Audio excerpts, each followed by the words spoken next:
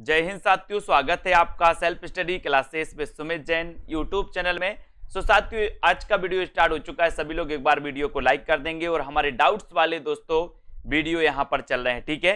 अगर अभी तक आपने सेल्फ स्टडी क्लासेस का ऐप डाउनलोड नहीं किया तो सेल्फ स्टडी क्लासेस का ऐप जरूर डाउनलोड करें, ठीक है। वहां पर आपके लिए हिंदी साहित्य का कोर्स लॉन्च किया गया। मास्टर कैडर, टीजीटी, पीजीटी आदि एग्जामों के लिए हिंदी साहित्य संपूर्ण, ठीक है।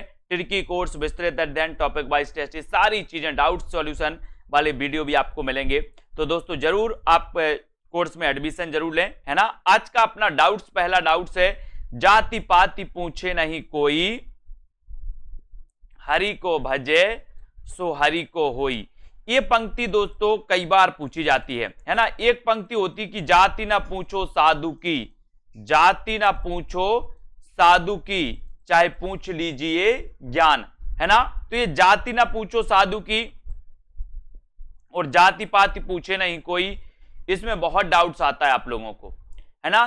तो ये जातु ना पूछो साधु की, ये तो दोस्तों कबीरदास की पंक्ति है। कौन सी? जाति ना पूछो साधु की।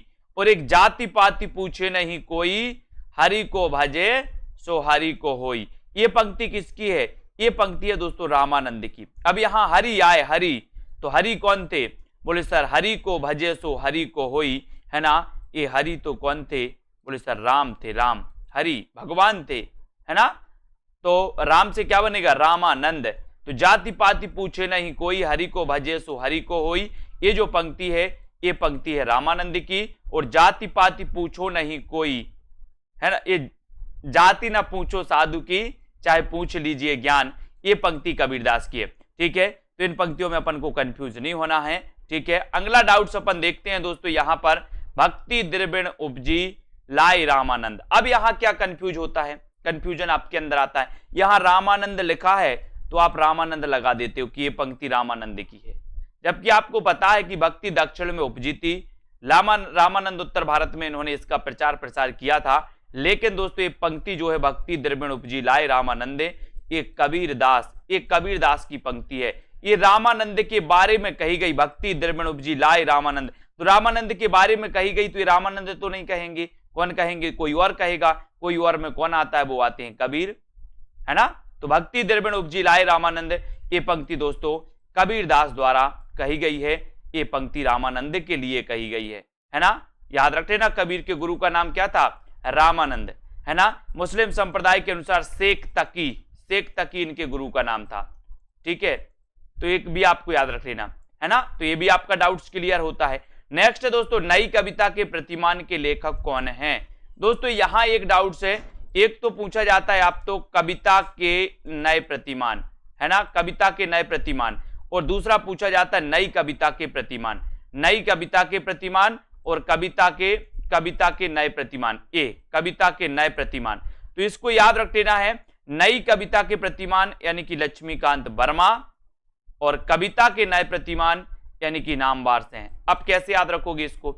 आपको पता है दोस्तों, सबसे पहले यहां पर क्या आ रहा है? कविता के नए प्रतिमान। और कविता किसी का क्या है? नाम है। कविता किसी का नाम होता कि नहीं होता ना। तो एक कविता सबसे पहले आए, मतलब एक कविता किसी का नाम है, तो ये रचना किसकी होगी? नामवार से की, भूलना नहीं। और यहां पर नई कविता, नई पहले आ रहा है, तो हम नई नई लक्ष्मी को पकड़ते हैं, है ना। जो अपने पास रखी है वो तो रखी है, बाकी हम नई नई लक्ष्मी को पकड़ने की कोशिश करते। लक्ष्मी को बोले नई नई लक्ष्मी आ जाए, तो नई नई लक्ष्मी, तो नई पहले आया यानी कि लक्ष्मी, तो लक्ष्मीकांत वर्मा। और कविता पहले आई यानी कविता किसी का नाम है, तो ये रचना किसकी होगी? नामवार से की, ठीक है। Doubts clear? ऐसे ही डाउट्स क्लियर करेंगे। लाइक और शेयर जरूर करते जाएं। महज डिप्टी राष्ट्र कवि किसे कहा जाता है? आपने पढ़ा होगा दोस्तों कि राष्ट्र कवि कहा जाता है किसे? राष्ट्र कवि कहा जाता है दिनकर को। किसे कहा जाता है? दिनकर को। राष्ट्र कवि मैथिली शरण गुप्त को, है ना। राष्ट्र कवि मैथिली शरण गुप्त को कहा जाता है। लेकिन महज डिप्टी राष्ट्र कवि स्वयं को कहा था किसने? दिनकर जी ने स्वयं को महज डिप्टी राष्ट्र कवि कहा था। कभी ऐसा आपसे पूछा जाए कि महज डिप्टी राष्ट्र कवि किसे कहा जाता है, तो आपको लगाना दिनकर। और राष्ट्र कवि किसे कहा जाता है, तो आपको लगाना मैथिली शरण गुप्त, ठीक है। क्लियर? हाँ, बहुत बढ़िया। अब यहां पर आते हैं दोस्तों, अगला क्वेश्चन देखते हैं। हार की जीत कहानी के रचनाकार कौन है? हार की जीत कहानी दोस्तों इसके रचनाकार आपको पता होगा। बोले सर आपको ज्यादा पता है सुदर्शन की। हार की जीत कहानी का कि आपने पढ़ी होगी बाबा भारती वाली, तो आपको ज्यादा पता है सुदर्शन की, तो आप सुदर्शन लगा के आओगे। लेकिन आपको पता होनी चाहिए कि हार की जीत कहानी प्रेमचंद की भी है। किसकी भी है? प्रेमचंद जी की भी है। बोले प्रेम में भी हार की जीत होती है ना। सुदर्शन तो आपको पता ही है। तो ये दोनों लेखकों के द्वारा दोस्तों हार की जीत प्रेमचंद की द्वारा भी लिखित है और सुदर्शन द्वारा लिखित भी कहानी है। दोनों की कहानी है ना। दोनों की कहानी, प्रेमचंद की भी और सुदर्शन की भी। कौन सी? हार की जीत। ठीक है, डाउट्स क्लियर? हार की जीत कहानी आपको पता चल गया। अब यहां पर दोस्तों अपने कितने 5 प्रश्न आज के कंप्लीट होते हैं।